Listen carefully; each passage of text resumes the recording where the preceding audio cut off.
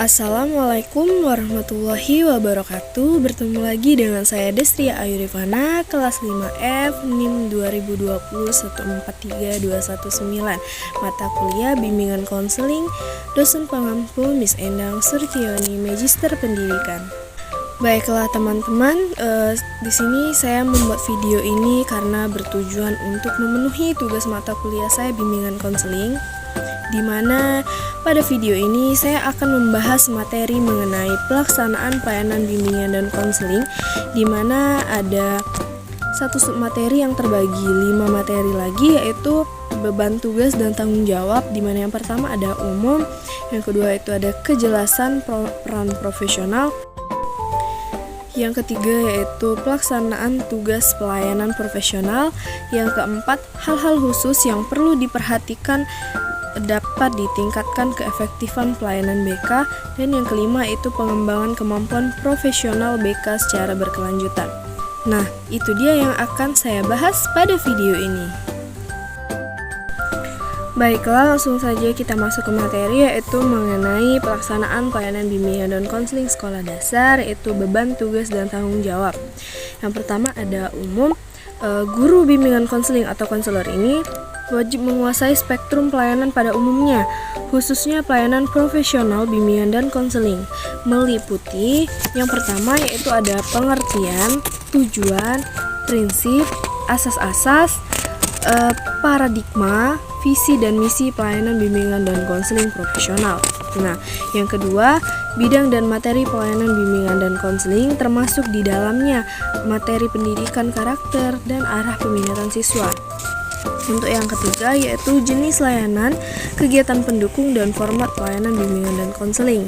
Yang keempat, pendekatan atau metode, teknik dan media pelayanan bimbingan dan konseling, termasuk di dalamnya pengubahan tingkah laku, penanaman nilai-nilai karakter, dan peminatan peserta didik.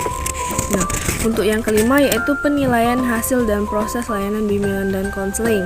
Yang keenam, penyusunan program pelayanan bimbingan dan konseling. Yang ketujuh, pengelolaan pelaksanaan program pelayanan bimbingan dan konseling. Yang kedelapan, penyusunan laporan pelayanan bimbingan dan konseling. Yang kesembilan, kode etik profesional bimbingan dan konseling. Yang kesepuluh, peran organisasi profesi bimbingan dan konseling. Nah, untuk materi yang selanjutnya yaitu kejelasan peran profesional, di mana guru bimbingan konseling atau konselor ini merumuskan dan menjelaskan kepada pihak-pihak terkait, terutama peserta didik, pemimpin satuan pendidikan, guru mata pelajaran, dan orang tua. Sebagai berikut, yaitu yang pertama tuh sejak awal bertugas di satuan pendidikan, guru bimbingan konseling atau konselor ini merupakan konkret dan jelas tugas dan kewajiban profesionalnya dalam pelayanan bimbingan dan konseling. Nah, di sini meliputi yang pertama itu struktur pelayanan bimbingan dan konseling, yang kedua program pelayanan bimbingan dan konseling, yang ketiga pengelolaan program pelayanan bimbingan dan konseling, yang keempat evaluasi hasil dan proses pelayanan bimbingan dan konseling, yang kelima tugas dan kewajiban pokok guru bimbingan dan konseling atau konselor. Nah, yang selanjutnya ada pelaksanaan tugas pelayanan profesional, di mana guru bimbingan dan konseling atau konselor ini melaksanakan tugas pelayanan bimbingan dan konseling yang setiap kali itu dipertanggungjawabkan kepada pemangku kepentingan, terutama kepada pimpinan satuan pendidikan, orang tua dan siswa. Nah, di sini yang pertama itu unsur-unsur pokok dalam tugas pelayanan BK atau konselor adalah minimal 150 orang. Nah, jumlah siswa yang diasuh seorang guru BK atau konselor ini adalah minimal 150 orang. Dalam hal ini masing-masing siswa yang berjumlah 150 orang itu setiap waktu sepanjang tahun ini memiliki hak dan kesempatan yang sama untuk mendapatkan pelayanan dari guru bimbingan dan konseling atau konselor pengampu mereka. Nah, guru BK atau konselor ini melayani seluruh siswa asuhnya tanpa terkecuali setiap waktu sepanjang tahun. Nah, untuk selanjutnya ada program tahunan, semesteran, bulanan, mingguan, dan kegiatan harian pelayanan bimbingan dan konseling, di mana program-program ini disusun berdasarkan kebutuhan siswa yang diampu oleh guru BK atau konselor secara proporsional dan berkesinambungan dengan memperhatikan keterkaitan antar kelas dan antar jenjang kelas pada satuan pendidikan. Nah, untuk yang ketiga ada program kegiatan dalam bentuk Satlan atau RKL, Satkung atau RKP, dan laporan dalam bentuk Lapelprop, di mana seluruh program kegiatan ini direncanakan, dilaksanakan, dilaporkan secara tertulis dan didokumentasikan sebagai bukti fisik kinerja guru bimbingan dan konseling.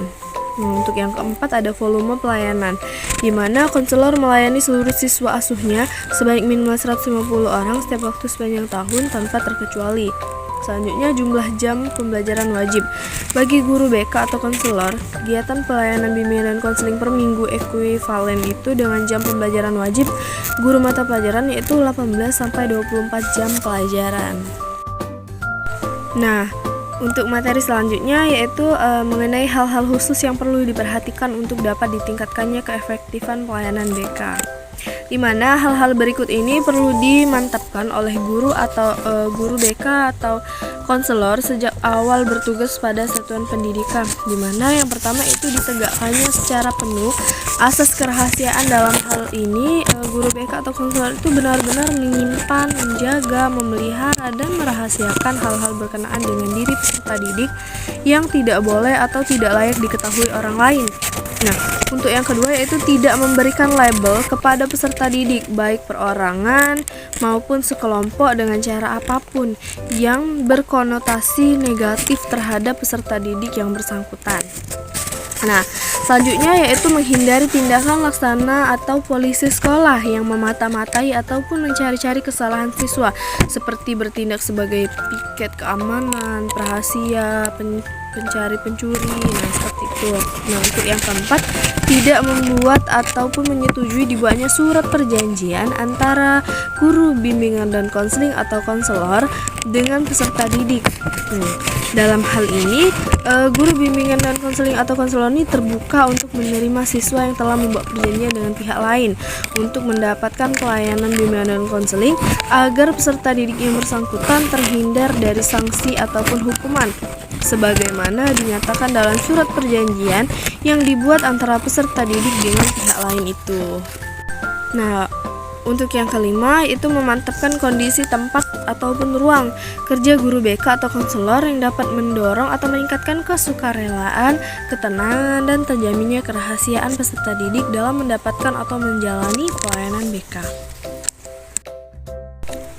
Nah, untuk materi yang terakhir yaitu mengenai pengembangan kemampuan profesional bimbingan dan konseling secara berkelanjutan, di mana pengembangan kemampuan profesional konselor ini dapat dilaksanakan melalui yang pertama itu diskusi profesional yang diikuti oleh guru bimbingan dan konseling atau konselor satuan pendidikan dalam satu satuan pendidikan ataupun antar satuan pendidikan untuk membahas kasus-kasus peserta didik yang ada dengan tetap memelihara kerahasiaan peserta didik yang bersangkutan. Nah, untuk yang kedua yaitu partisipasi dalam kegiatan keorganisasian profesi bimbingan dan konseling atau ABKIN yang biasa disebut dengan Asosiasi Bimbingan dan Konseling Indonesia dan IKI atau Ikatan Konselor Indonesia.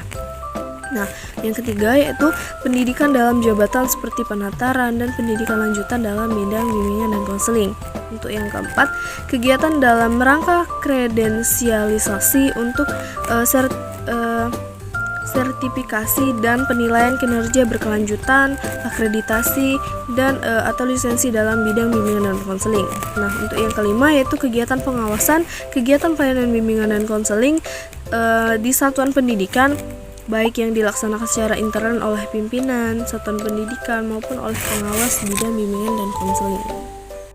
Nah, itu dia penjelasan dari saya mengenai materi tadi. Saya ucapkan terima kasih. Apabila ada kesalahan kata, saya mohon maaf. Saya akhiri. Wabillahi taufik wal hidayah. Wassalamualaikum warahmatullahi wabarakatuh. Sampai bertemu lagi di pertemuan berikutnya.